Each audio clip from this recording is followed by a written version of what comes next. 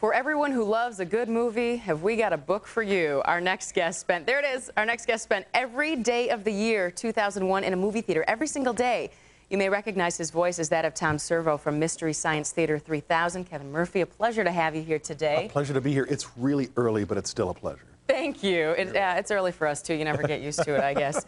So you're a UW graduate, which just might make you crazy enough to partake in this adventure. It did. I wanted to write a book from the point of view of the movie-going audience. You know, I came back to town here, and suddenly the Majestic is gone. The Orpheum's still there, thank God, and I'm glad for things like that. But I thought people need an alternative to the multiplex so they can go out and see something different. So I thought I'd do it for them and then report back. So I saw a movie, went to a theater, saw a movie every day for the entire year.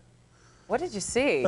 Everything? Well, let's see. I mean, I went all around the planet because I thought that was important. So perhaps I saw a movie in an igloo in Quebec. That was fun. I got to sneak into the Cannes Film Festival. That was also fun. I lived for a week on nothing but movie theater food. I don't recommend that at all. I went to Australia, which is my favorite movie country in the world, I think.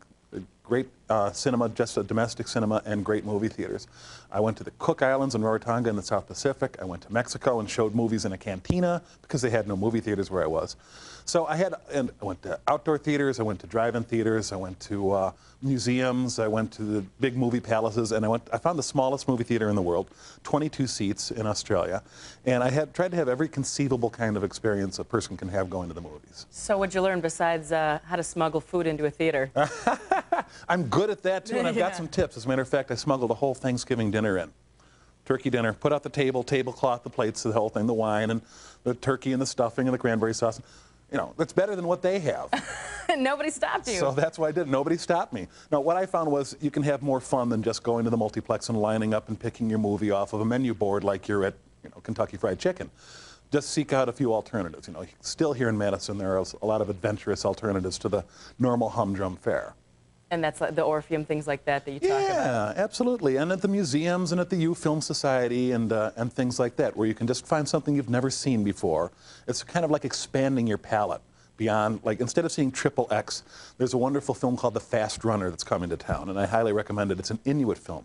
It takes place entirely up in the Arctic Circle, and it's got everything. It's got a love story, it's got a murder mystery, it's got chases, but it's completely foreign to our country, and it's really quite an adventure. And I think people should do that. They can raise their expectations a little bit for Hollywood.